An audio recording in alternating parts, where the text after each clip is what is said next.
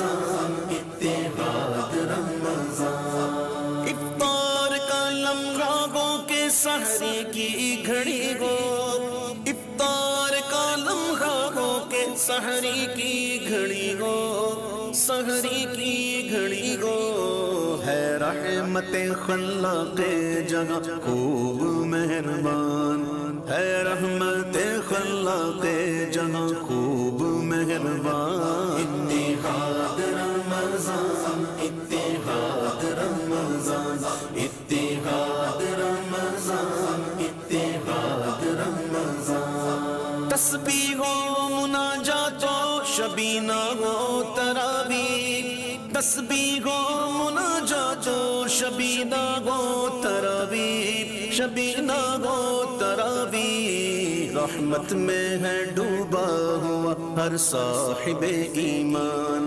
رحمت میں ہے ڈوبا ہوا ہر صاحب ایمان اتحاد رمضان اتحاد رمضان اتحاد رمضان اتحاد رمضان تم مشرائے آخر میں شب قدر کو ڈھونڈو تم مشرائے آخر میں شب قدر کو ڈھونڈو شب قدر کو ڈھونڈو بخشش کا عنایات کا جو دل میں ہے ارمان بخشش کا عنایات کا جو دل میں ہے ارمان اتحاد رمضان اتحاد رمضان اتحاد رمضان اتحاد رمضان اتحاد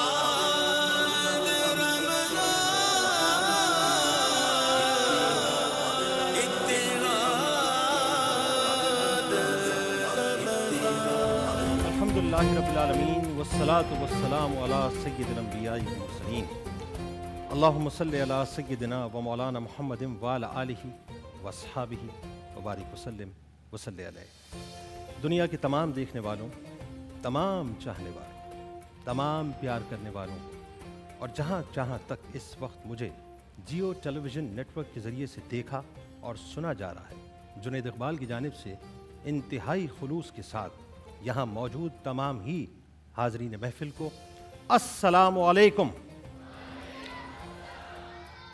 سب سے پہلے میں اس پاک پروردگار کا شکر ادا کرتا ہوں، بے شک تمام حمد اس پاک پروردگار کے لیے جو حمدوں کا سلسلہ نعمتوں سے اور نعمتوں کا سلسلہ شکر سے جوڑنے والا ہے، جس کی مدح تک بولنے والوں کی رسائی نہیں، جس نے آفتاب و مہتاب کی قندیلیں لٹکائیں، ستاروں کی چمکیلی چمکیاں ٹانگیں، زمین کا یہ فرش بچھایا اور آسمان کا شامیانہ لگایا اور ہمیں اس قابل کیا کہ ایک بار پھر ہم اس کے پیارے سے، اس کے خوبصورت سے، اس کے کریم، اس کے رحیم رمضان کا استقبال کرنے کے لیے موجود ہیں۔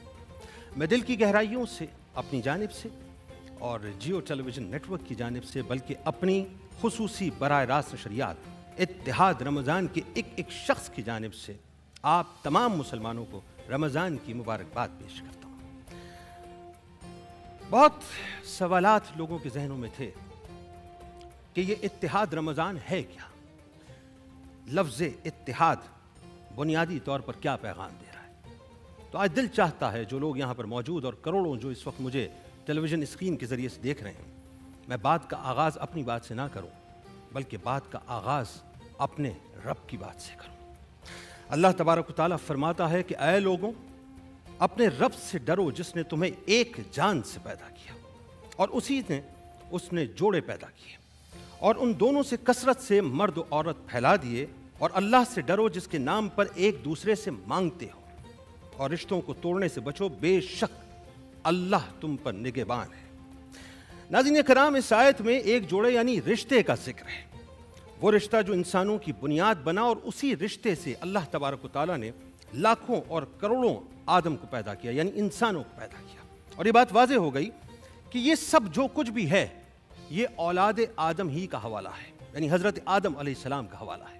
اور پھر آئیے میرے نبی کریم صلی اللہ علیہ وآلہ وسلم خطبہ حجۃ الوداع کے موقع پر जब कमो बेश 1,24,000 सहाबा कराम रिजवानुल्लाह ताला अलैहिम अजमईन मौजूद थे, तो उनके जलौं में मेरे आका और मौला सल्लल्लाहु अलैहि वसल्लम ने जो तारीख़ी खुतबा फरमाया, जो सुप्रीम चार्टर है पूरी दुनिया के लिए, मेरे आका का फरमान हक भी है और मेरे आका का फरमान सच भी है कि वाज़ेह तौर पर आपने ये फरमा दिया कि तुम्हारे दरमियान कोई तफरीक नहीं है, तुम्हारे दरमियान कोई तबकाती निज़ाम नहीं है, तुम्हारे दरमियान कोई छोटा बड़ा नहीं है, तुम्हारे दरमियान कोई अरबी कोई अजमी नहीं है, तुम्हारे दरमियान कोई काला और गोरा नहीं है, सब आदम अलैहिस्सलाम की औलाद हैं और हम सब एक हैं। अगर फजीलत मिलेगी तो सिर्फ और सिर्फ तक़वे की बुनियाद पर मिलेगी। लेकिन मुझे समझ नहीं आता नाज़रीन, मैं इब्तिदा में ये बात आज जियो नेटवर्क के इस प्लेटफॉर्म से कहना चाहता हूँ कि हम जब रसूलुल्लाह सल्लल्लाहु अलैहि वसल्लम की हयात तय्यबा को पढ़ते हैं तो हमें तो वाज़ेह तौर पर नज़र आता है कि हम में कोई ऊंच नीच नहीं है, हम में कोई बहुत बड़ा और कोई बहुत छोटा नहीं है। अगर फ़र्क है तो सिर्फ तक़वे का फ़र्क है। लेकिन आज हमने अपने आप को फ़िरक़ा वारियत के नाम पर बांट दिया है, आज हमने अपने आप को लिसानियत के नाम पर बांट दिया है, आज हमने अपने आप को सिंधी, महाजर, पठान, बलोच, सराइकी इन तबकात के अंदर तकसीम करके रख दिया है। आज हमने अपने आप को तकसीम दर तकसीम के मराइल से गुजार दिया है। मेरा दिल ये चाहता है नाज़रीन, मेरी ख्वाहिश ये है और इत्तिहाद रमज़ान की ये कोशिश होगी कि हम बुनियादी तौर पर एक ऐसे प्लेटफॉर्म को जन्म दें जहाँ पर आज हम सब इन तमाम लिसानी फसादात से बालातर होके और लिसानी जो हमने कशमकश आपस में पैदा कर दी है, इससे बालातर होके सिर्फ और सिर्फ उम्मत की बात करें, पाकिस्तान की बात करें तो बात को इस तरह से आगे बढ़ाएं कि कश्मीर भी सिर्फ पाकिस्तान नहीं बल्कि उम्मत का मसला है। बात करें तो बात इस तरह आगे बढ़े कि फ़लस्तीन में बहने वाला खून भी दरअसल हमारा अपना खून है। बात करें तो इस तरह से बात करें कि रोहिंग्या का मुसलमान जो शहादत इख्तियार कर रहा है, जो वहाँ पर बेगोरो कफन लाशें नज़र आती हैं, वो दरअसल हमारी अपनी लाशें हैं। शाम के मुसलमान जो इस वक्त पिस रहे हैं, कट रहे हैं, वो दरअसल हमारे भाई हैं। इराक़ में जो कुछ भी हो रहा है दरअसल हमारे साथ हो रहा है। यानी मकसद ये नाज़रीन कि हम आज से इस बात का अहद करें कि ये रमज़ानुल मुबारक दरअसल मोहब्बत का पैगाम लेकर आया है, अमन का पैगाम लेके आया है, प्यार का पैगाम लेके आया है, सलामती का पैगाम लेके आया है। जो टूटे हुए दिल हैं उनको जोड़ने के लिए आया है, जिन दिलों के अंदर नफ़रतें और बुग़्ज़ सरायत कर चुकी हैं उनको एक प्लेटफॉर्म पे जमा करने आया है। और वो प्लेटफॉर्म किसी और का नहीं है बल्कि वो अल्लाह और उसके रसूल सल्लल्लाहु अलैहि वसल्लम का प्लेटफॉर्म है।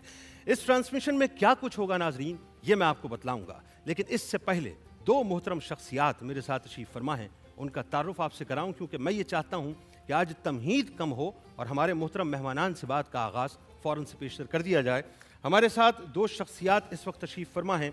सबसे पहली शख्सियत आपके हमारे हम सब के इंतहाई काबिल एहतराम हैं और मैं अगर इनका तारुफ कराऊँ तो यकीन मानिए मुझे बहुत वक्त चाहिए, क्योंकि ये वो शख्सियात हैं जो इल्म का मरकज़ हैं, इल्म का मंबा हैं और जब ये गुफ्तगू करते हैं तो इल्म के मोती निछावर ऐसे करते चले जाते हैं कि हमारे जो पजमुर्दा जहन हैं वो इनकी खूबसूरत से अता किए हुए मोतियों से रोशन हो जाया करते हैं। उस्ताजुल उलमा में शुमार होता है माशाअल्लाह, मुमताज़ आलिम दीन हैं, बहुत ही मुदल्लल, बहुत ही खूबसूरत गुफ्तगू करते हैं। मोहतरम जनाब अल्लामा मुफ्ती शाह हुसैन गर्देज़ी साहब हमारे साथ मौजूद हैं। अस्सलाम वालेकुम मुफ्ती साहब, आपको रमज़ान की बहुत बहुत मुबारकबाद। आपको भी मुबारक। दूसरी शख्सियत नाज़रीन आपके हमारे हम सब के इंतहाई काबिल एहतराम हैं और रूहानी हवाले से एक बहुत बड़ा नाम है, किसी तारुफ के मोहताज नहीं हैं।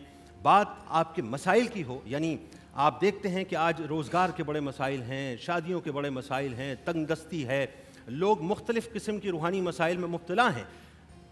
लोग तलाश करते हैं कि हमें कुछ शख्सियत मिले जिनसे हम बात करें और वो अल्लाह और उसके रसूल सल्लल्लाहु अलैहि वसल्लम की फ़रामीन की रोशनी में हमें उसका सही हल बताएं। तो एक ऐसी ही शख्सियत नाज़रीन हमारे साथ मौजूद हैं। आपका सिलसिला यानी आप कादरी सिलसिले से भी ताल्लुक़ रखते हैं, शाज़ली सिलसिले से भी ताल्लुक़ रखते हैं, जहांगीरी सिलसिले से भी ताल्लुक़ रखते हैं, अबुल उलाई सिलसिले से भी ताल्लुक़ रखते हैं। और मेरे लिए बड़े शरफ़ की बात है कि आज इत्तिहाद रमज़ान की इस पहली ट्रांसमिशन में हमारे साथ मौजूद हैं मोहतरम जनाब शेख तारिक अहमद शाज़ली जहांगीरी अबुल उलाई साहब हमारे साथ मौजूद हैं। अस्सलाम वालेकुम, खुशामदीद।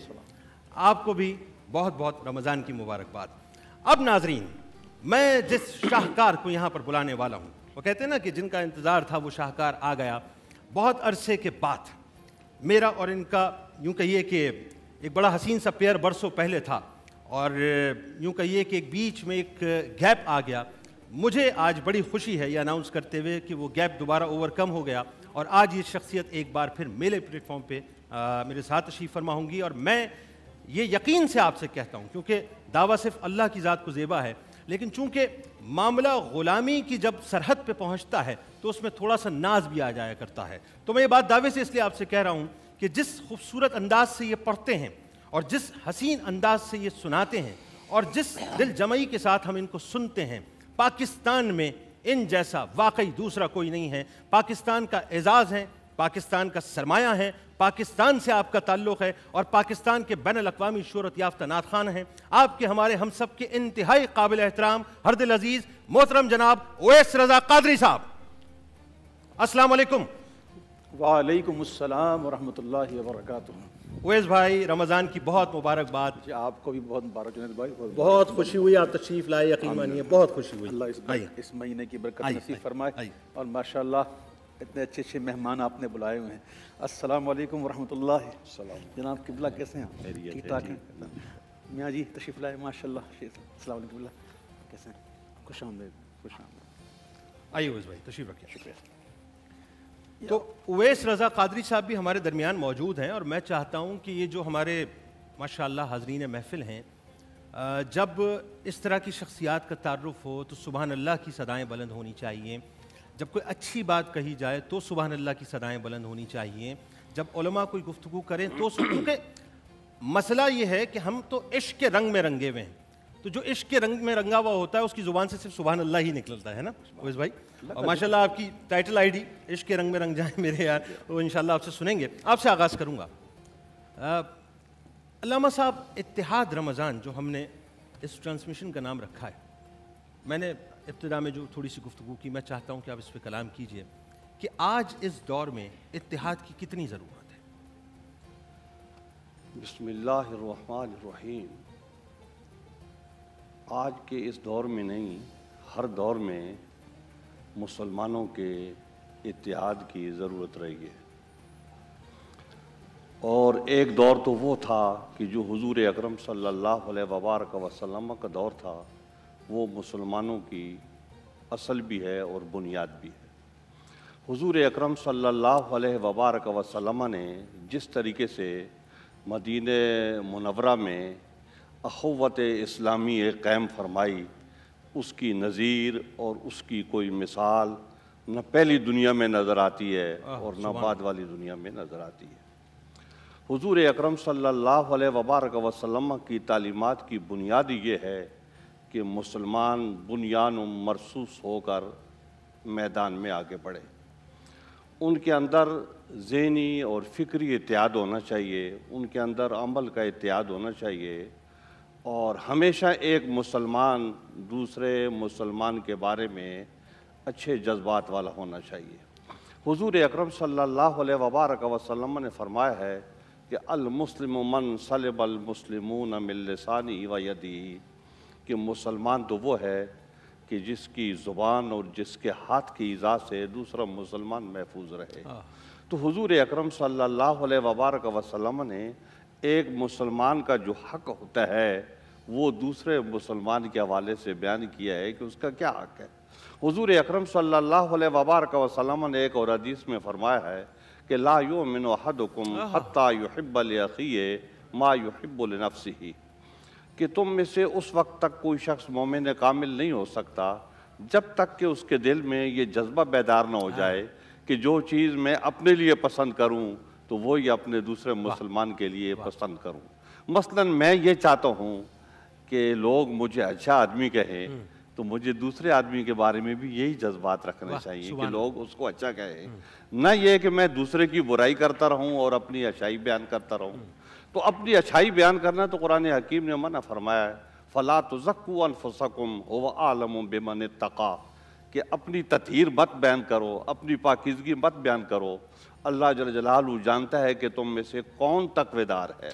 تو اس لیے مسلمانوں کا جو اتحاد ہے تو وہ ان خوبیوں پر ہے، اور ایک مسلمان کو دوسرے مسلمان کے ساتھ ہمیشہ اتحاد کے ساتھ رہنا چاہیے، حتیٰ کہ اگر کوئی اس کا پڑوسی ہے تو پڑوسی کے حق بنسبت دوسرے کے زیادہ ہے. حضور اکرم صلی اللہ علیہ وبارک وسلم پر جو کتاب مبین نازل ہوئی ہے اس میں اللہ رب العزت نے ارشاد فرمایا ہے کہ واعتصموا بحبللہ جمیعا ولا تفرقوا، کہ تم سارے متحد ہو کے رہو آپس میں، اور یہ اللہ کی کتاب ہے، اس پر متحد ہو جاؤ۔ پھر حضور اکرم صلی اللہ علیہ وبارک وسلم نے اس دنیا سے تشریف لے جانے سے پہلے مسلمانوں سے یہ بات ارشاد فرمائی ہے کہ انی تارک فیکم الثقلین کتاب اللہ و سنتی کتاب اللہ و عطرتی، کہ میں تم میں سے دو چیزیں بڑی وزندار قسم کی چھوڑ کے جا رہا ہوں، ایک اللہ کی کتاب ہے اور دوسری میری سنت ہے، اور ایک روایت میں یہ ہے وعطرتی، کہ میری اولاد ہے۔ تو حضور اکرم صلی اللہ علیہ وبارک وسلم نے وہ بنیادیں بیان فرما دی جن پر آپ کا اتحاد ہو سکتا ہے۔ اللہ کی کتاب پر آپ متحد رہیں، اللہ کے نبی کی سنت پر آپ متحد رہیں، اور اللہ کے نبی کے جو آل بیت ہیں ان کے اوپر آپ جو ہے متحد رہیں۔ بالکل ٹھیک۔ علامہ صاحب اس پہ بات کریں گے۔ اویس بھائی، آپ کا ماشاءاللہ اویسٹی بڑا پاپولر ہوا، اتحاد رمضان جو آپ نے پڑھا ہے، تو میری تو خواہش پرسنلی یہ تھی کہ میں عشق کے رنگ سے ابتدا کرواؤں، لیکن میں چاہتا ہوں یہ جو اتحاد کا تصور ہے، کیا خیال تھا آپ کے ذہن میں جب یہ کلام آپ پڑھ رہے تھے، کہ جو ایک سوچ ہوتی ہے کہ جی آج یہ ہو رہا ہے اور یہ ہونا چاہیے؟ بسم اللہ الرحمن الرحیم۔ سب سے پہلے تو اس پروگرام کی وساطت سے آپ کو اور تمام حاضرین کو اور تمام ناظرین کو دل کی گہرائیوں کے ساتھ رمضان شریف کی آمد مبارک۔ اللہ تعالیٰ اس مہینے کی تعظیم بجا لانے کی توفیق عطا فرمائے، اور اس مہینے میں کثرت کے ساتھ عبادت، قرآن شریف کا ورد، استغفار، ذکر نصیب فرمائے۔ جہاں تک آپ نے اس کلام کی بات کی، تو اس کلام کا جو مصرع ہے اگر آپ دیکھیں جو بار بار ریپیٹ ہو رہا ہے، وہ اتحاد رمضان، اور اتفاق کہہ لیجئے کہ اس سال تو پورے دنیا میں ہی ایک دن روزہ ہوا ہے۔ یہ کیسی اتحاد کی واہ! آج دیکھیے اتحاد رمضان، الحمدللہ یہ بھی اچھا ایک سائن ہے کہ آج پوری دنیا میں تقریباً ایک ہی دن رمضان شروع ہوا۔ یعنی ہماری خواہش میں اگر اس کو میں تھوڑا سا وہ کیا کہوں، تھوڑا سا عشق ہی رنگ میں اگر رنگنے کی بات کروں، ایسا لگتا ہے کہ مقبول بارگاہ ہو گئی کہ یہاں ہم نے سوچا اور وہاں اتحاد رمضان۔ ابھی علامہ صاحب نے بڑی خوبصورت گفتگو فرمائی اور اتحاد پر زور دیا۔ مجھے ایک بڑے ہی مشہور بزرگ گزرے ہیں، حافظ ملت قبلہ مبارک پور سے، وہ اکثر فرمایا کرتے تھے کہ اختلاف موت ہے اور اتحاد زندگی ہے۔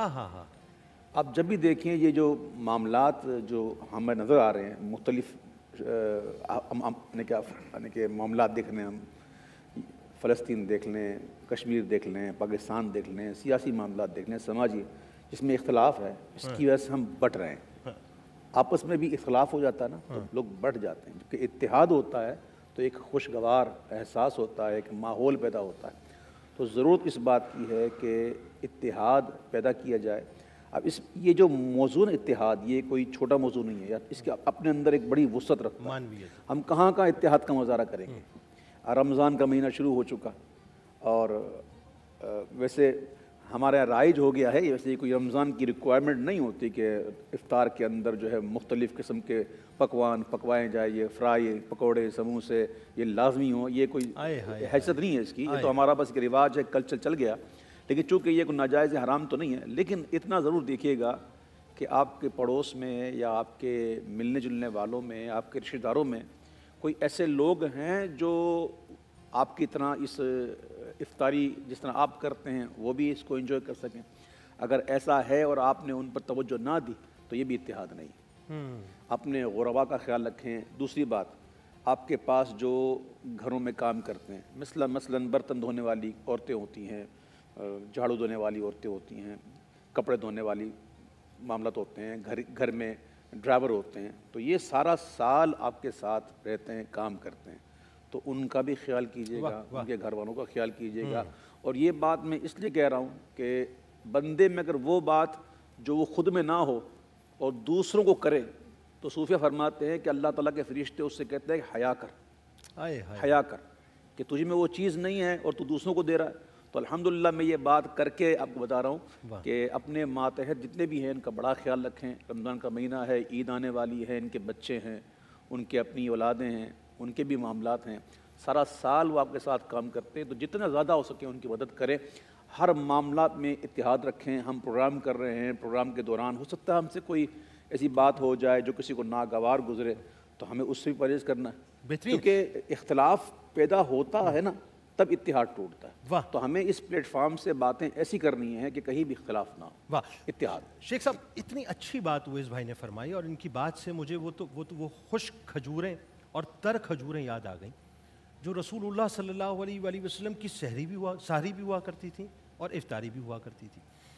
بلکہ ان کی بات کو آگے بڑھاتے ہوئے کہ کبھی کبھی اس دیوار کے بارے میں تصور آتا ہے کہ جس کے سائے میں ایک جھونپڑا ایسا ہے جس میں ایک عورت اپنے بچوں کو ہنڈیا ابال کر پوری رات یہ دلاسے دیتی ہے کہ تیرا باپ سحری لے کے آنے والا ہے، اور وہ بیچارے پانی سے یا خشک روٹی سے جو ہے سحری کر لیتے ہیں، اور افطار میں بھی شاید یہی عالم ہوتا ہو.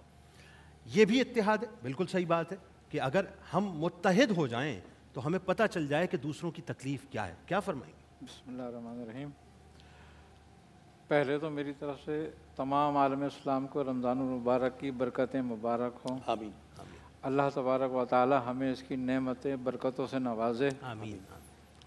اور خصوصاً بات یہ ہے کہ اسلام میں جو قرآن کریم ہے اس کی تعلیم 3 حصوں پر ہے.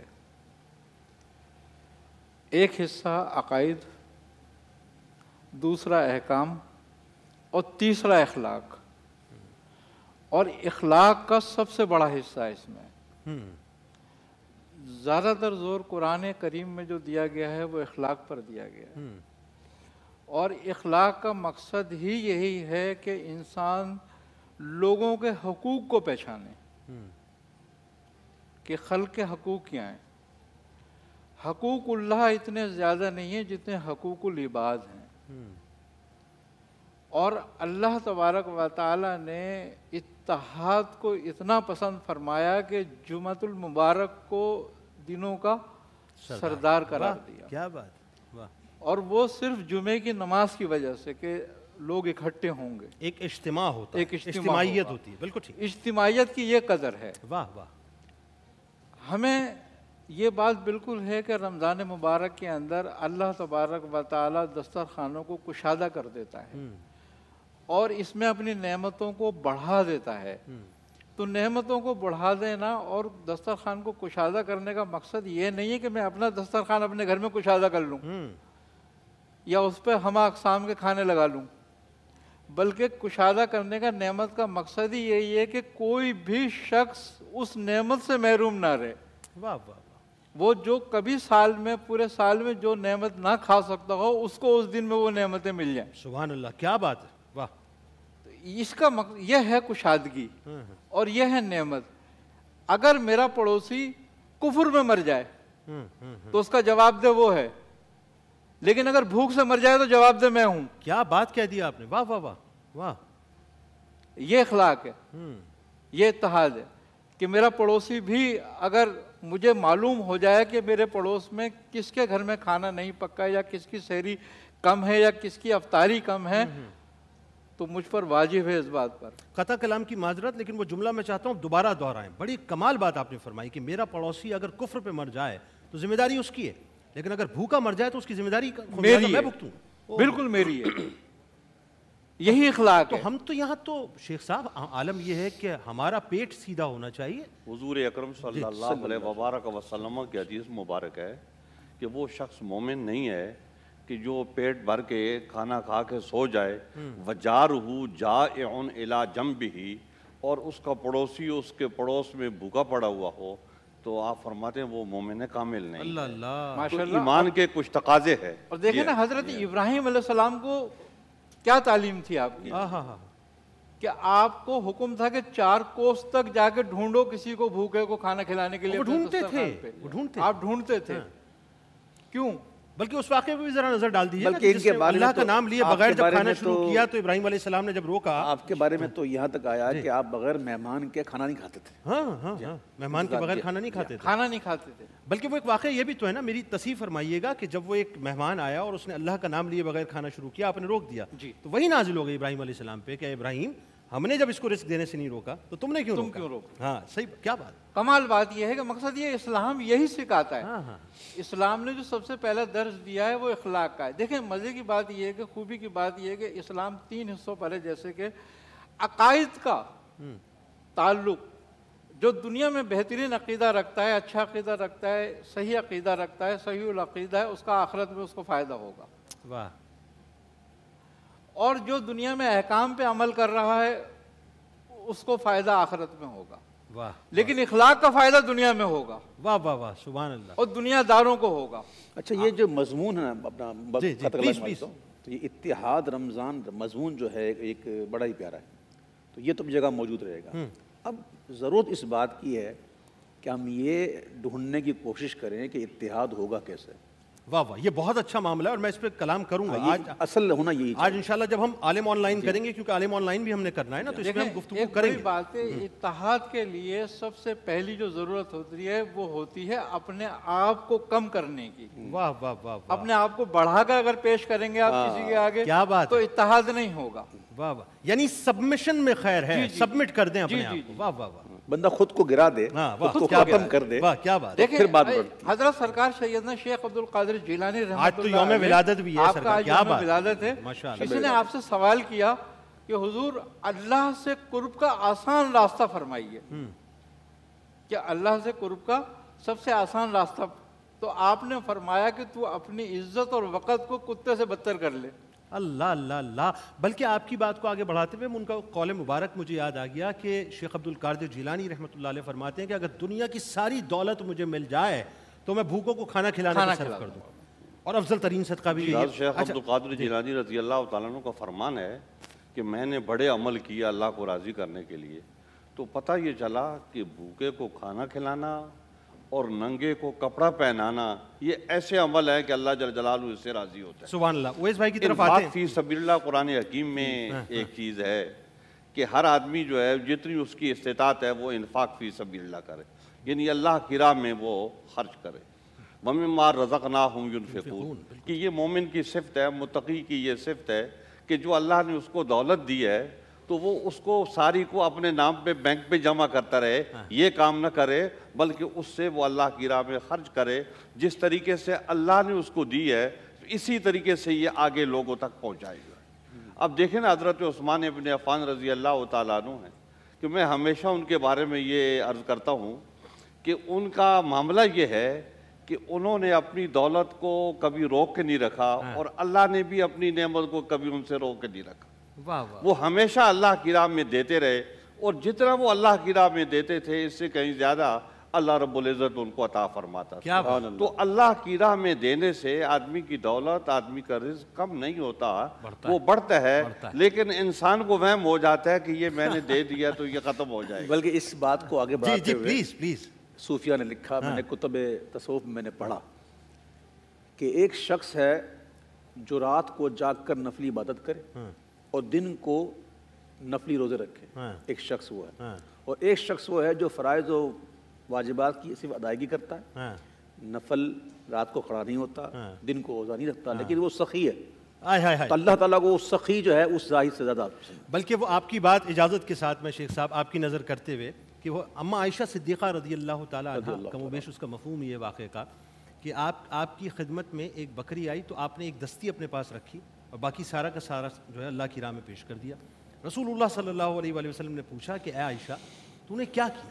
عرض کیا یا رسول اللہ صلی اللہ علیہ وآلہ وسلم ایک دستی رکھی باقی سب جو ہے وہ اللہ کی راہ میں دے دیا. فرمایا باقی سب تو نے رکھ لیا، ایک دستی تو نے دے دی، یعنی جو دیا وہ سب اللہ کی راہ میں دے دیا تو نے اور وہی تیرے پاس محفوظ ہو گیا، باقی کچھ بھی تیرے پاس محفوظ نہیں ہوا. اچھا اس بات کو یوں آگے بڑھاتے ہیں کہ اگر ہم سب لوگ جو یہاں پر بیٹھے ہیں اور ظاہر ٹیلی ویژن اسکرین کے سامنے ہمیں جو لوگ دیکھ رہے ہیں، دو باتیں بلکہ تین باتیں اس وقت جو تینوں شخصیات سے نکل کے آئیں مجموعی طور پہ وہ یہ اویس بھائی کہ اگر ہم یہ تہیہ کر لیں کہ روز ایک شخص کو ہم افطار کرائیں اور ایک شخص کو سحری کرائیں اپنی استطاعت کے مطابق تو کتنی اچھی بات. بہت اچھی بات ہے. اس میں کوئی بوجھ بھی نہیں پڑتا. کیونکہ میرے آقا علیہ السلام کا فرمان ہے کہ ایک آدمی کا کھانا 2 آدمی کے لیے کافی ہے اور 2 کا کھانا 3 کے لیے کافی ہے. تو پختہ گھر کے اندر ہے، اگر ایک بندے کا چلے جائے گا تو فرق نہیں پڑے گا.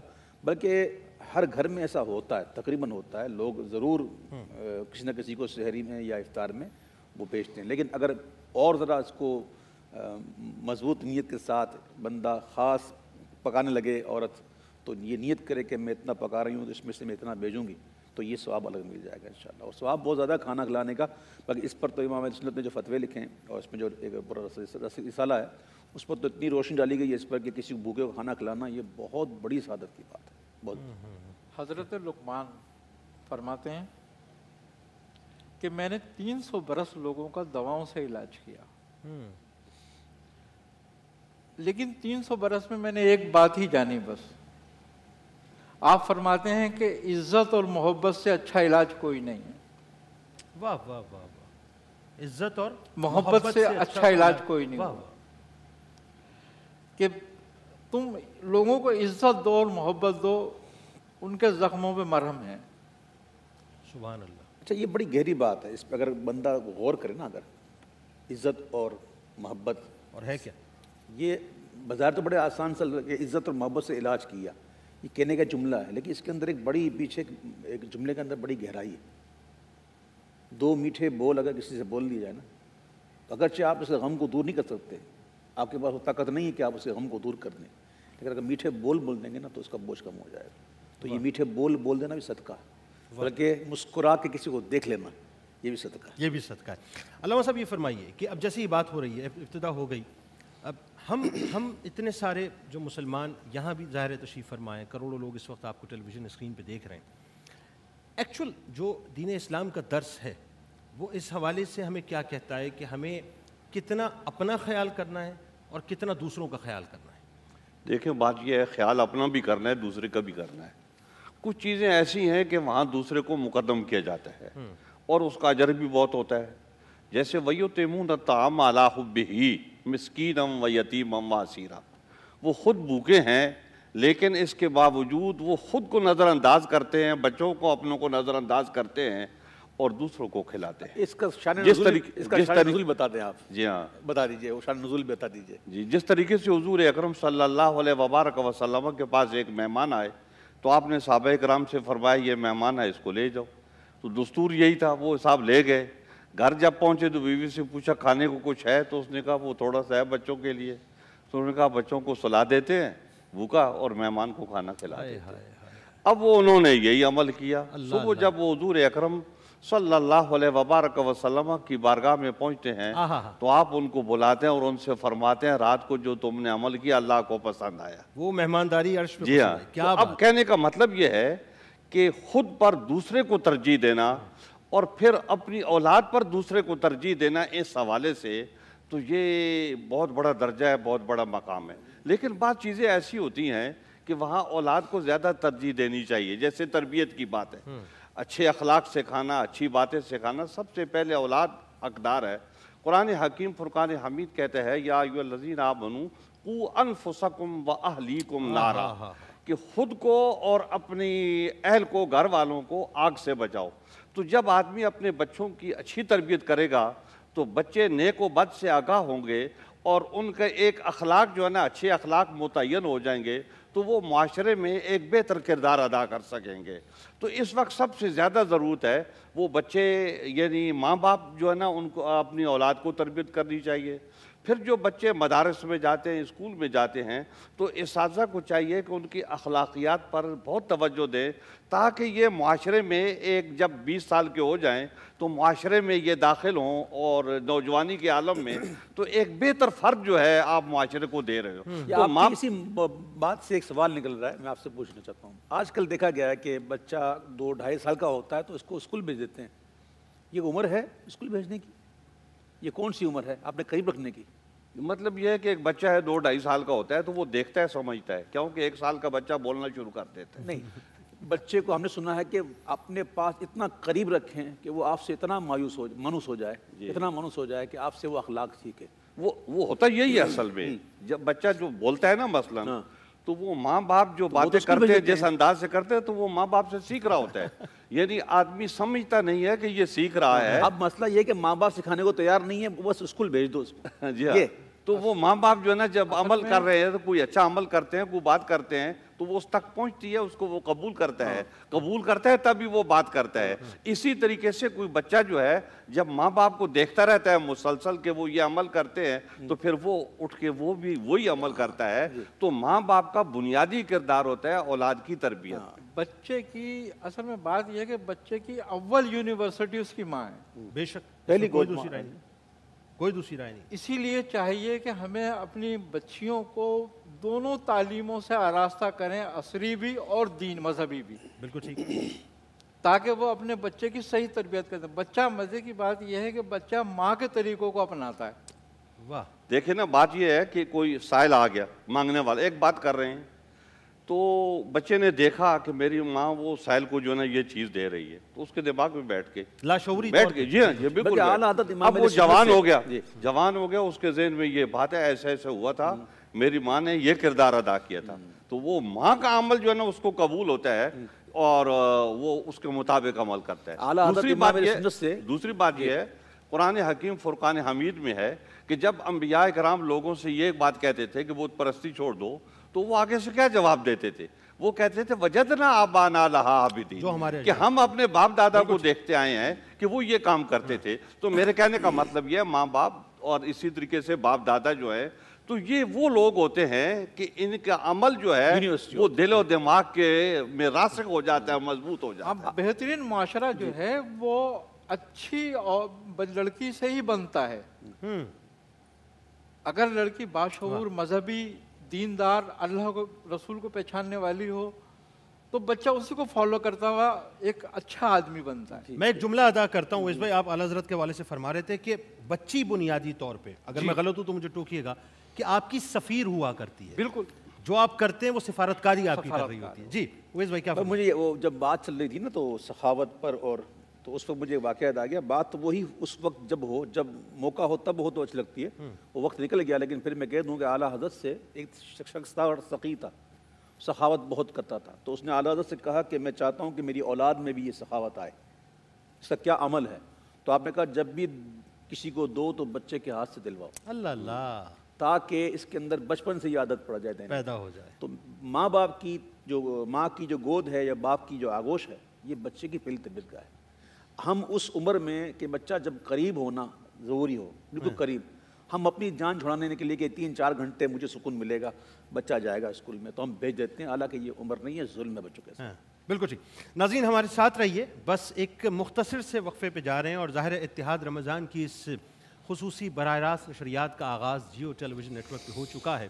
مجھے یقین ہے کہ اس وقت آپ ہمارے ساتھ جڑے ہوئے ہیں، انشاءاللہ فون کالز بھی آپ کے لیے کھولیں گے، آپ سے گفتگو بھی ہوگی، اور اب پوری دنیا منتظر ہے کہ اویس بھائی ہمیں پہلا کلام کون سا سنانے والے ہیں۔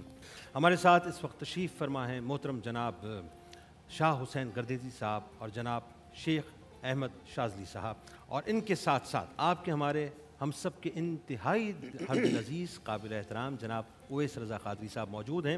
علامہ صاحب، ایک بات جو ابھی ہم بریک پہ کر رہے تھے، اویس بھائی فرما رہے تھے، اور بات بالکل درست ہے، میں چاہتا ہوں انہی کی بات کو آگے بڑھاتے ہوئے کہ اب اتحاد قائم کیسے ہو؟ یعنی جو یہ اتحاد پارا پارا ہو گیا ہے، ہم ٹولیوں میں تقسیم ہو کر رہ گئے مختلف حوالوں سے، کجی آ گئی ہے دل میں، نفرتیں، بغض، اناد ختم نہیں ہوئی، کیسے ختم ہو؟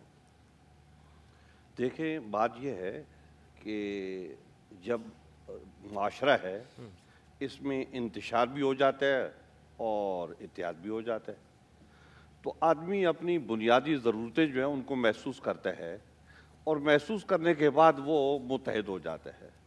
بعض چیزیں ایسی ہوتی ہیں کہ ان کا انجام ہی آخر اتحاد ہوتا ہے، اس کے بغیر ہو ہی نہیں سکتا۔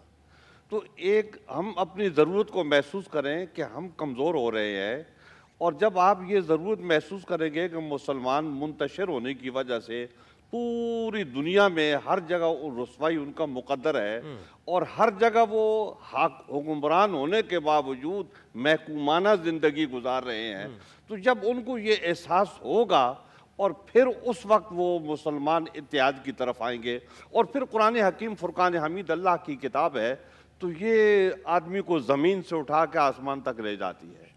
آدمی جب اس کے رموز کی طرف غور کرتا ہے اور دیکھتا ہے کہ اس کے اسرار کیا ہیں، اتحاد کے فوائد و ثمرات کیا ہیں جب قرآن حکیم کی اور پھر حضور اکرم صلی اللہ علیہ وبارک وسلم کی سیرت مطہرہ ہے، تو اس کو جب آدمی دیکھے گا، اس پہ غور کرے گا، تو اس کو اتحاد کے فوائد نظر آئیں گے۔ اسلامی تعلیمات جو بچوں کو دی جاتی ہیں اسکول میں یا مدارس میں، تو اس میں ان نکات کے اوپر جب توجہ دی جائے گی تو وہ جب لڑکے بڑے ہوں گے، آدمی بڑے ہوں گے، تو وہ احساس ان کے اندر موجود ہوگا، تو اس احساس کی وجہ سے وہ ہمیشہ اتحاد کی طرف آئیں گے۔ تو ضرورت ہمیں اس وقت شدید ترین ہے کہ مسلمانوں کی قوت جو ہے وہ پارا پارا ہے۔ مسلمان چھوٹے چھوٹے ملکوں کی حیثیت سے تقسیم ہے، اور ایسے چھوٹے ملک ہیں جو کوئی بنیادی کردار کسی حوالے سے بھی ادا نہیں کر سکتے، کیونکہ مسلمانوں کو تقسیم اسی لیے کیا گیا ہے کہ ان کا کوئی بنیادی کردار نہ رہے۔ تو اب اگر مسلمان جو ہے وہ متحد ہو جائیں، بچپن میں سوچتے تھے کہ یہ ہمارا ملک ہے، تو ہمارے پڑوس میں بھی 2 ملک ہیں، وہ بھی اسلامی ملک ہے، وہاں پر بھی مسلمان رہتے ہیں، تو ہم اپنے اسکول کے زمانے میں آپس میں باتیں کرتے تھے، یہ ایک ملک کیوں نہیں بنتا، یہ سارے مسلمان مل کے ایک کیوں نہیں ہو جاتے؟ تو جب 3 ملک مل کے ایک بڑا ملک بن جائے گا تو اس کی قوت بھی ہوگی، اس کی فوج بھی ہوگی، اس کی معاشی ترقی بھی ہوگی، ساری چیزیں ہوگی۔ لیکن جب ہم تقسیم ہوتے ہوتے ہوتے چھوٹے رہ جائیں گے تو ہمارا اس میں کوئی کردار نہیں ہوگا۔ تو یہ سوچنے کی باتیں ہیں، یہ فکر کی باتیں ہیں۔ تو ہمارے جو اکابر ہیں، اسلاف ہیں جو اس وقت موجود ہیں، انہیں اپنے حلقے میں اس کا درس دینا چاہیے، اور روئے زمین میں علماء کرام موجود ہیں، لیکن کچھ قوتیں ایسی ہیں کہ وہ علماء کرام کو بھی آگے نہیں بڑھنے دیتی، وہ ان کو بھی روک کے رکھتی ہیں۔ تو اس لیے ضرورت اس امر کی ہے کہ اس کا احساس کیا جائے۔ جب اس کا احساس ہوگا تو ہم سارے کے سارے متحد ہو جائیں۔ اچھا شیخ صاحب، رسول اللہ صلی اللہ علیہ وآلہ وسلم جب مواخات فرماتے ہیں، 45 مہاجرین ہیں، 45 انصار ہیں، اور جس طرح سے انصار نے اون کیا مہاجرین کو، یعنی اپنا سب کچھ جو ہے وہ دے دیا، میں اس کی تفصیل میں نہیں جاتا، تفصیل آپ بیان کیجئے۔ لیکن ایک طرف تو وہ عمل ہے، اور ایک طرف آج معاملہ یہ ہے کہ فلسطین میں خون بہہ رہا ہے، ہمیں فکر نہیں ہے، روہنگیا میں کاٹا جا رہا ہے، ہمیں فکر نہیں ہے، کشمیر، میں کہتا ہوں نا یہ پاکستان کا مسئلہ نہیں، امت کا مسئلہ ہے، اس کو امت کے مسئلے کے طور پہ دیکھنا چاہیے، وہاں کٹ رہے ہیں مسلمان، ہمیں فکر نہیں ہے، شام ہے، عراق ہے، اوپر سے لے کے نیچے تک ہم تقسیم ہو گئے شیخ صاحب۔ اس کی وجہ ہے، ہاں، اس کی وجہ یہ تھی کہ وہ سارا کام اللہ کے لیے ہوا کرتا تھا، آئے ہائے اور ہم کرتے ہیں اپنی ذات کے لیے، اللہ اللہ اللہ، تو پھر اتحاد کیسے ہو؟ جب تک کام اللہ اور اس کے رسول صلی اللہ علیہ وسلم کی خوشنودی کے لیے نہیں ہوگا، وہ کام کبھی اتحاد نہیں ہوگا وہاں پر۔ اللہ اللہ اللہ، جب میں اپنے نفس کے لیے، اپنی ذات کے لیے کروں گا اور میں اپنی ذات کو ہی آگے رکھوں گا تو اتحاد کیسے ہوگا؟ اصل میں بات یہ ہے کہ ہم عدم برداشت کا شکار ہو چکے ہیں۔ دوسری بات یہ ہے کہ ہم خود پرستی کا شکار ہو چکے ہیں، اور بت پرستی سے زیادہ خطرناک خود پرستی ہے۔ اللہ اللہ اللہ، اب جب ہم خود پرستی میں مبتلا ہو گئے تو ہم تو بت پرستی سے بھی زیادہ برے عمل میں چلے گئے، یعنی ہم ایگو کانشیس ہو گئے اپنی ذات کے اندر، اپنی ذات کے تک ہو گئے۔ اب جب ہم اپنی ذات پہ ہو گئے تو کسی پہ کچھ بھی ہوتا رہے، دوسرے پہ ہمیں کیا مطلب اس بات کا؟ اگر ہمارا رشتہ کسی سے بھی قائم ہے تو کسی ذات پر قائم نہیں ہے، لا الہ الا اللہ محمد رسول اللہ پر قائم ہے۔ ہمارا رشتہ تمام عالم اسلام سے اسی بات پر تو قائم ہے، اور اسی چیز پر تو ہم بھائی ہیں۔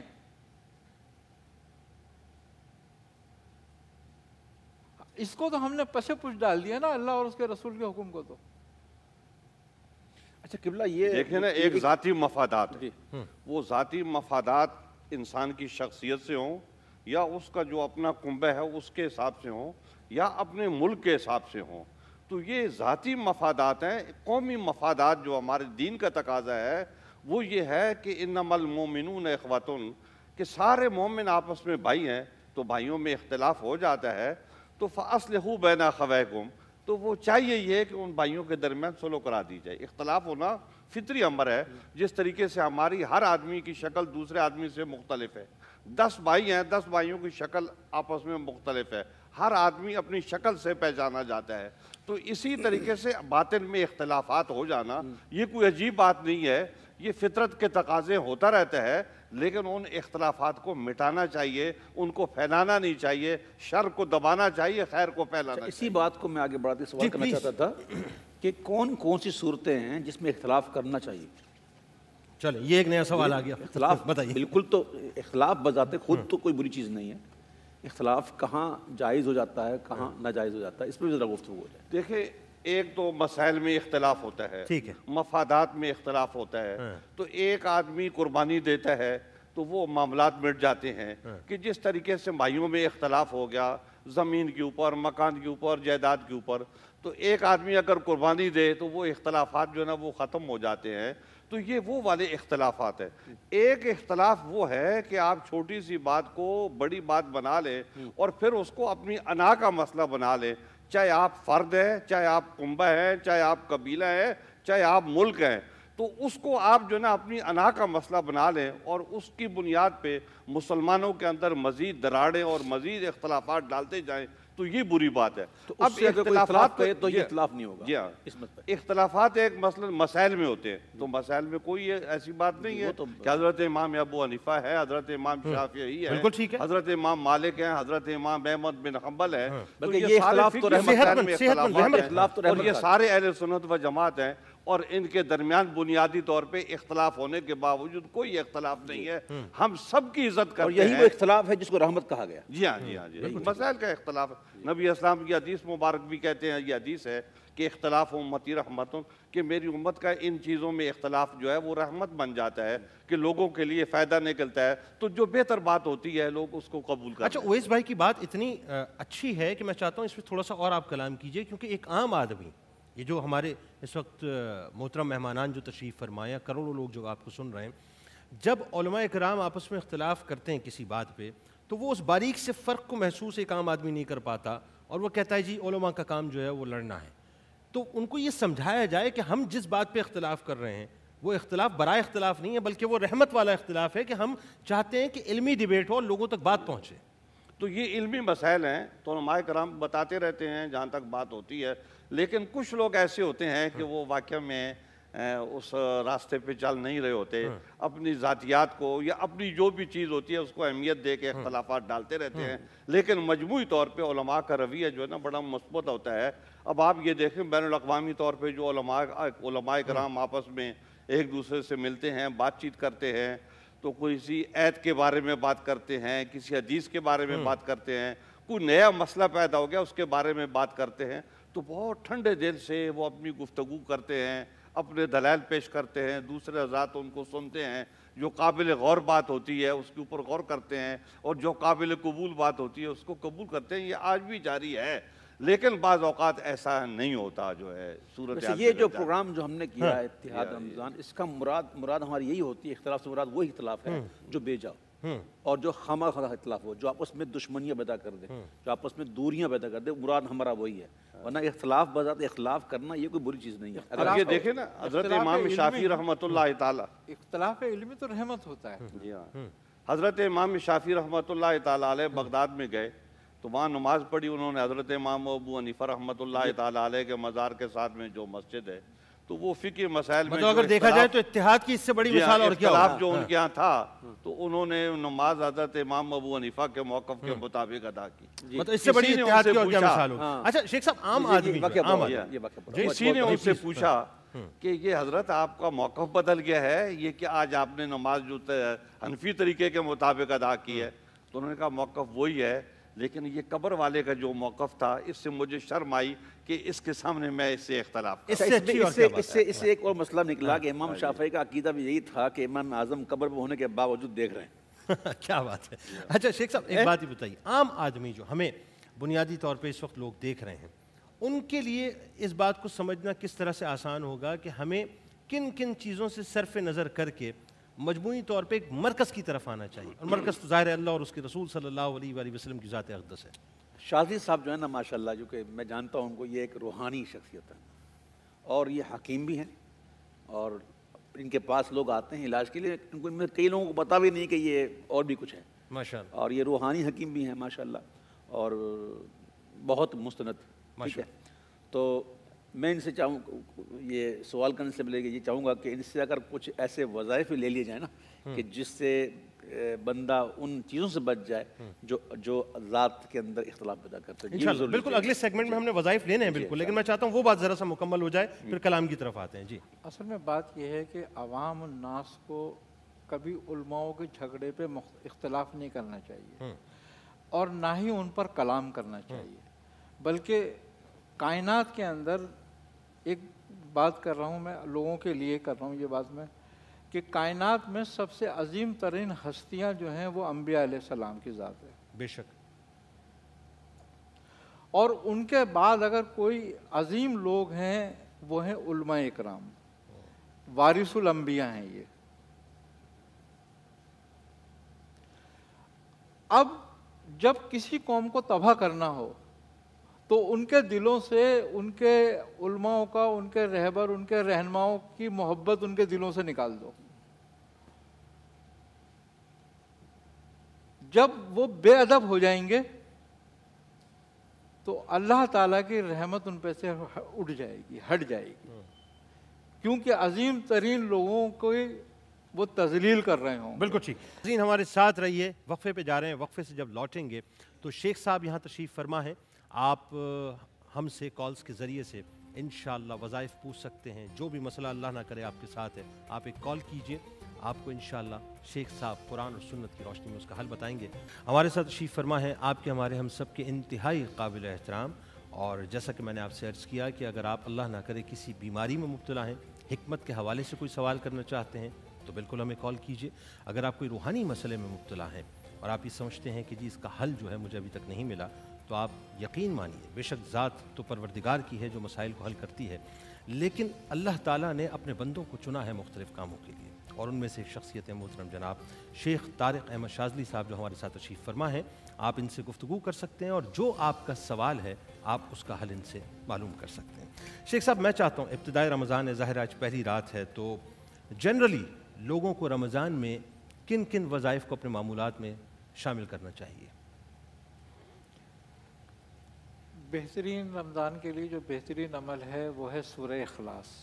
سورہ اخلاص، ٹھیک ہے. حضرت مولا کائنات علی کرم اللہ وجہ فرماتے ہیں کہ اللہ تبارک و تعالی اس امت کو بخشنا چاہتا ہے. تو لوگوں نے پوچھا کہ حضور کیسے؟ آپ نے فرمایا ایسے کہ اللہ تعالیٰ اس امت کو بخشنا چاہتا ہے کہ اس کو دو تحفے دیے ہیں. سبحان اللہ. ایک رمضان المبارک اور دوسری سورہ اخلاص. سبحان اللہ سبحان. تو اس وقت رمضان مبارک بھی شروع ہو چکا ہے اور سورہ اخلاص کا ورد بھی اس کے لیے بہت بہترین ہے. اگر کوئی شخص ہر نماز کے بعد 10 مرتبہ سورہ اخلاص پڑھ لے تو اس کو اس ماہ کی رحمتیں اور نعمتیں میسر آتی ہیں اور اللہ تبارک و تعالی اس کی مشکلوں کو آسان کرتا ہے. ماشاءاللہ. اس کی دینی اور دنیاوی حاجات رفع ہوتی ہیں. تو بہترین عمل رمضان المبارک میں سورہ اخلاص کا ورد ہے.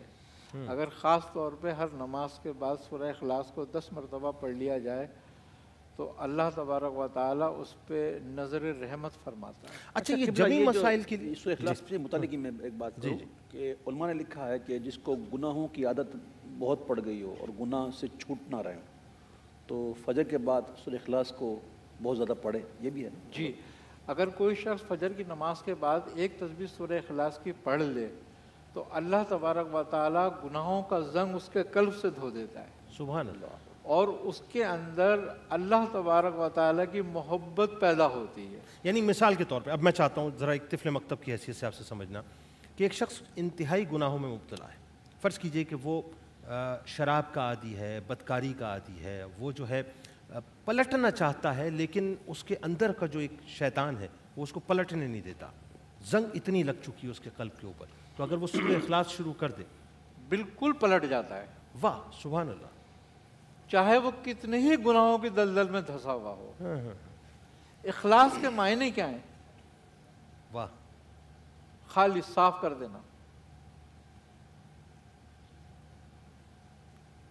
اللہ تبارک و تعالیٰ اس کے قلب کو صاف کر دیتا ہے اس کی برکت سے اور گناہوں سے اس کو بیزاری ہوتی ہے. پھر اس کے پڑھنے والے شخص کو گناہوں سے بیزاری ہوتی ہے۔ بلکہ اعلیٰ حضرت امام علیہ السنت نے الوظیفہ الکریمہ جو ہے اس میں لکھا ہے کہ روزانہ صبح 11 مرتبہ جو سورہ اخلاص پڑھ لے فجر کے بعد، تو شیطان بمع لشکر کے اگر آ جائے نا اس کو ساتھ جس سے گناہ کروائے تو نہ کروا سکے، نہیں کروا سکتے۔ ہاں اگر کرے گا تو خود کرے گا، نفس اپنی خود مجبور ہو کے کرے گا تو کرے گا، اور شیطان یا اس کا پورا لشکر بھی آ جائے نا تو اس سے گناہ نہیں کروا سکتا۔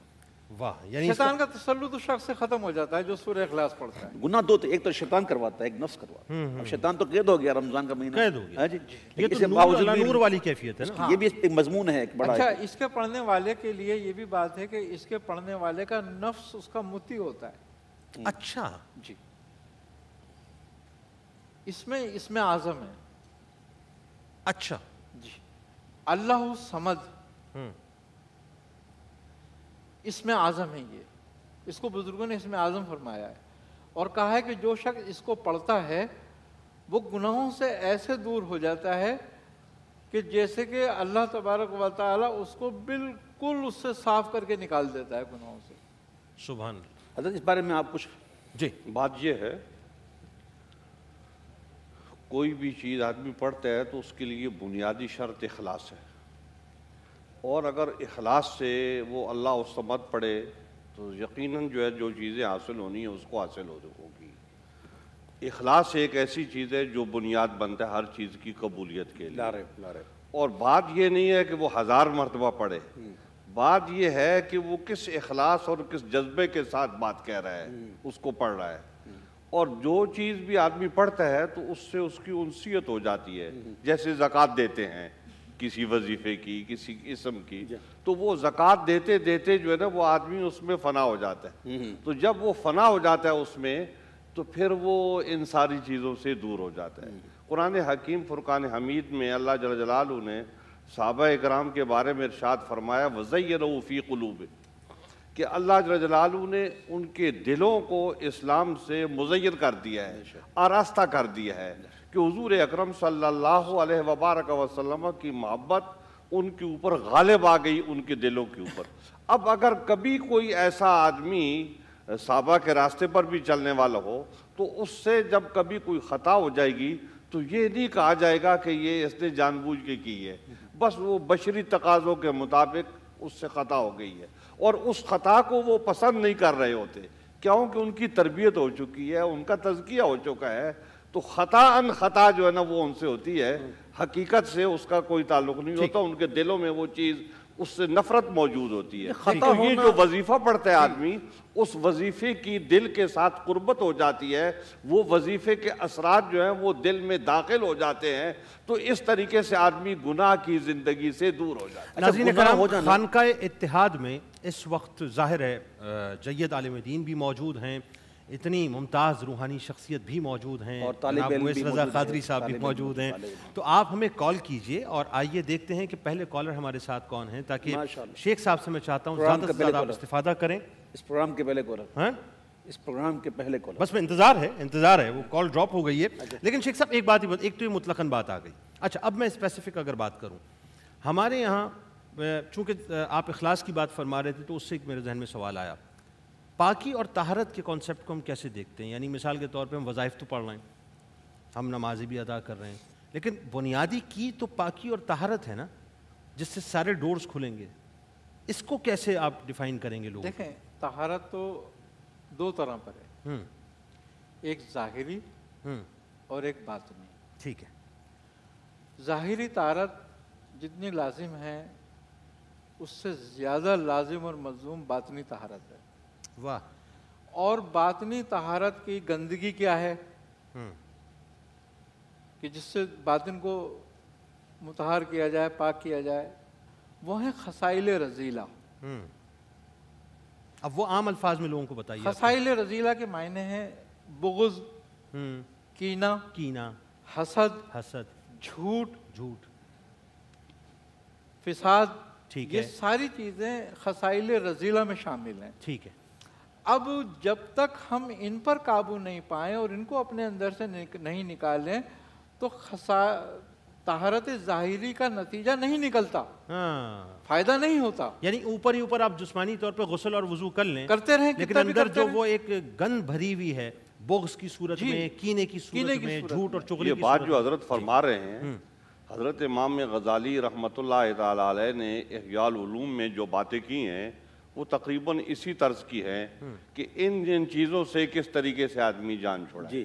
لیکن حضرات صوفی اکرام جو ہیں ان کا ایک طریقہ کار ہے، جیسے نقشبندی سلسلے میں ذکر کیا جاتا ہے، تو وہ جو ہماری سمجھ میں آتا ہے وہ یہ ہے کہ آپ کثرت سے ذکر کرو، شیخ نے جیسے آپ کو تربیت دی ہے اس کے حساب سے آپ ذکر کرو، تو یہ رذائل جو ہیں یہ خود بخود دور ہو جاتے ہیں اور فضائل جو ہیں وہ دل میں آ کے آراستہ ہو جاتے ہیں. واہ واہ واہ. تو یہ ذکر جو ہے جو ہوتا ہے، جو اوراد و وظائف ہوتے ہیں سلاسل کے، تو یہ کام یہ کرتے ہیں کہ یہ آدمی کو جو ہے رذائل سے پاک کر دیتے ہیں اور فضائل سے آراستہ کر دیتے ہیں. اچھا، میں نے شروع میں سوال کیا تھا، میں نے گناہوں سے بچنے کے لیے نفس تنگ کر رہا ہے، یہ میں آپ کے عرض کرتا ہوں، سورہ اخلاص پڑھا جائے. مسئلہ یہ ہے کہ آدمی یہ سورہ اخلاص جو ہے وہ ان چیزوں کو بھی دور کرے گی. وہ جو اخلاص سے جب آدمی ذکر کرتا ہے، اللہ جل جلالہ کو یاد کرتا ہے، تو وہ سارے اثرات جو ہے نا اس کے دل کے اوپر چھا جاتے ہیں. تو جب اس کے دل کے اوپر وہ اثرات چھا جاتے ہیں تو برائی سے وہ نفرت کرنے لگتا ہے. کل وہ جس کام کو اچھا سمجھتا تھا آج وہ اس کام کو برا سمجھ رہا ہے. برا اس لیے سمجھ رہا ہے کہ وہ جو خوبیاں ہیں، جو کمالات ہیں، جو فضائل ہیں، وہ اس کے دل کے اوپر نقش ہو گئے ہیں، اس کے دل میں آراستہ ہو گئے ہیں. تو اب جب یہ صورتحال ہو جائے تو پھر آدمی برائی جو ہے وہ نکلتی جاتی ہے.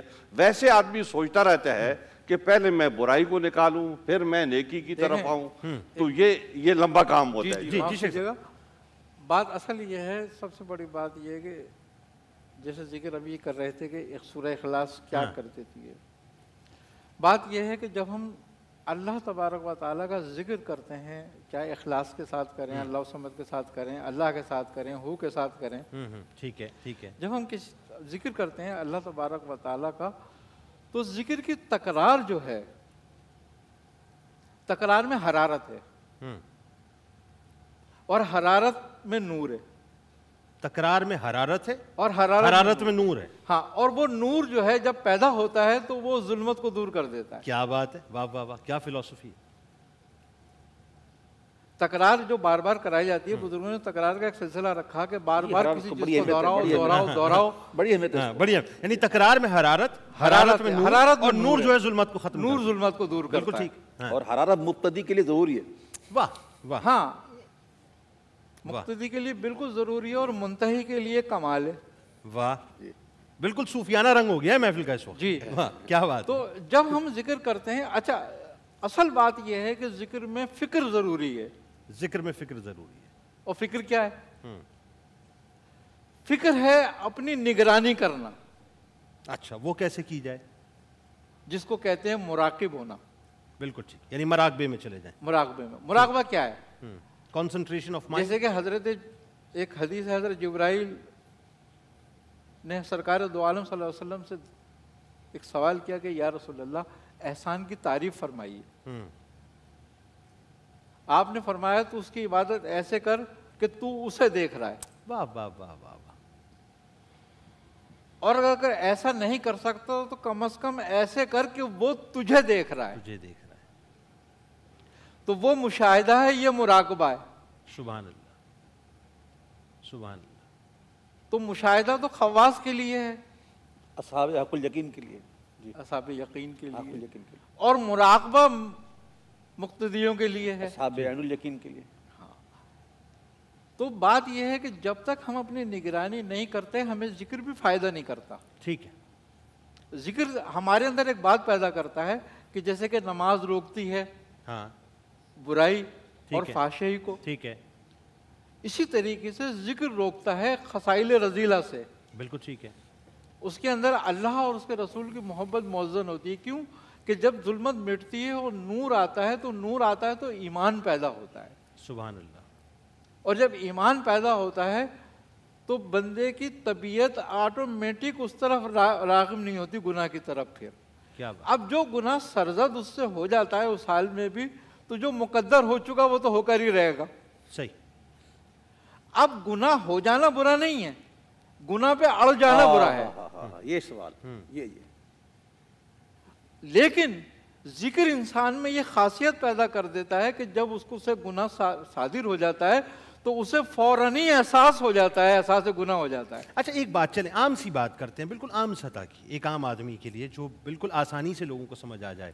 نماز تو ہماری 5 وقت کی پریکٹس ہے نا الحمدللہ، اور ظاہر ہے تراویح ہم رمضان میں ادا کرتے ہیں. پھر بہت اچھے لوگ ہوتے ہیں وہ جو روز صلاۃ التسبیح کا اہتمام کریں. کیا ہی بات ہے کہ روز رمضان میں اگر ہم صلاۃ التسبیح کا اہتمام کریں تو اس سے اچھی تو کوئی بات ہی نہیں ہے. اچھا اس کے باوجود وہی بات ہے کہ ان الصلاۃ تنہی عن الفحشاء والمنکر والبغی.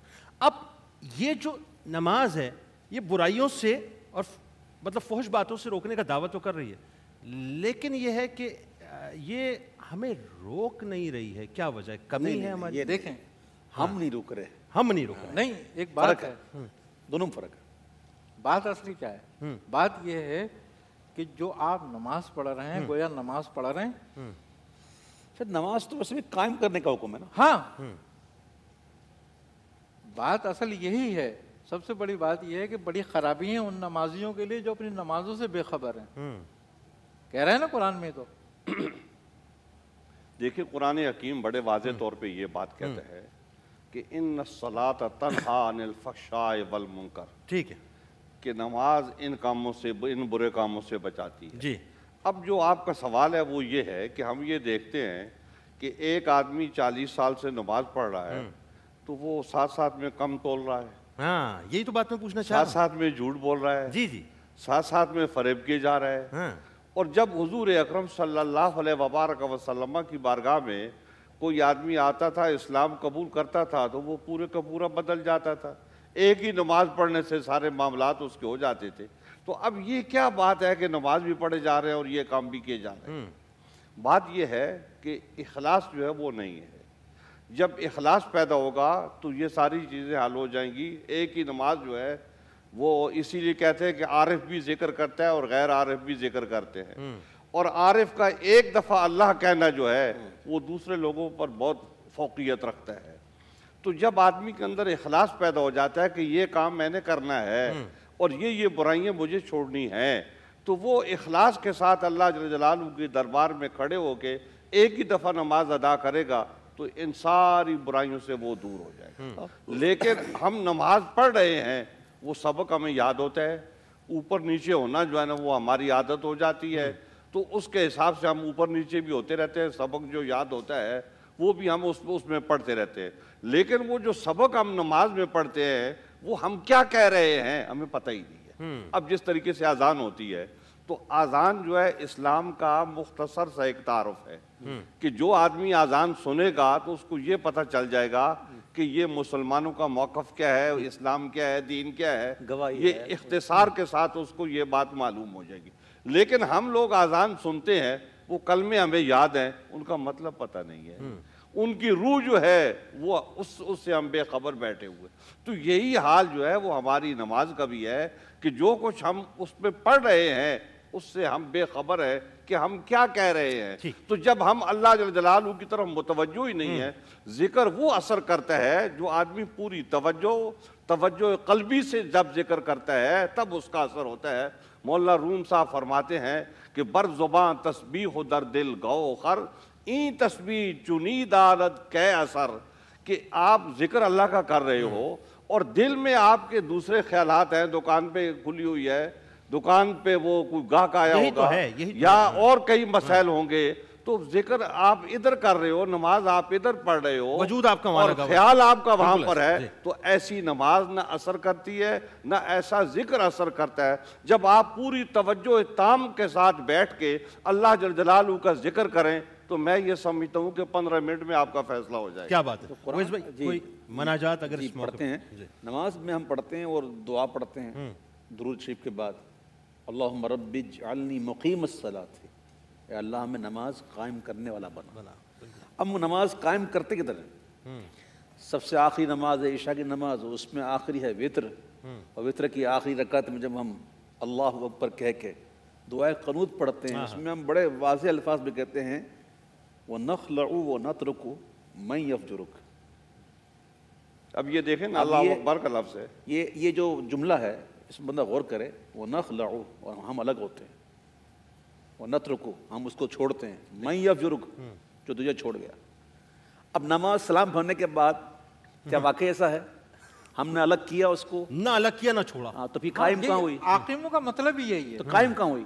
کہ ہم ایک فجر کی جب پڑھتے ہیں تو ظہر کا انتظار رہتا ہے کہ ظہر ہوگی، لیکن اس دوران میں اگر ہم نماز میں رہیں اور نماز کو قائم کر لیں تو نہ تو ہم فحاشی کریں گے، نہ ہم ملاوٹ کریں گے، نہ بے ایمانی کریں گے۔ ٹھیک ہے، علامہ صاحب آپ کا بہت شکریہ، آپ تشریف لائے۔ شیخ صاحب آپ کا بہت شکریہ، آپ تشریف لائے۔ کل بھی انشاءاللہ یہ خانقاہ اتحاد جو ہے وہ سجی رہے گی، اور خاص طور پہ اویس بھائی آپ کا بہت شکریہ۔ ظاہر ہے آپ تو اس ٹرانسمیشن کی جان ہیں، اور اللہ آپ کو سلامت رکھے، صحت دے کہ آپ سحری میں بھی اور افطار میں انشاءاللہ میرے بہت ہی پیارے بھائی جناب سمیر خان اور میری بہن رابعہ انم کے ساتھ انشاءاللہ، بلکہ ان کے بعد جو ہے وہ آپ کا سلسلہ عالم آن لائن کے بعد جو ہے وہ آپ کا رہے گا انشاءاللہ۔ تو اویس بھائی رخصت ہو رہے ہیں، اور ہمارے ظاہر ہے شیخ صاحب اور اتنے ممتاز عالم دین، تو میں چاہتا ہوں کہ کھڑے ہو کر ان کو رخصت کیجیے، تاکہ یہ ہماری طرف سے ایک اعزاز ان کے لیے ہونا چاہیے۔ پہلی ٹرانسمیشن ہے۔ اویس بھائی آپ کا بہت شکریہ، آپ تشریف لائے، انشاءاللہ کل آپ سے ملاقات ہوتی ہے۔ علامہ صاحب آپ کا بہت شکریہ، السلام علیکم۔ شیخ صاحب آپ کا بہت شکریہ، شیخ صاحب بہت شکریہ، آپ تشریف لائے۔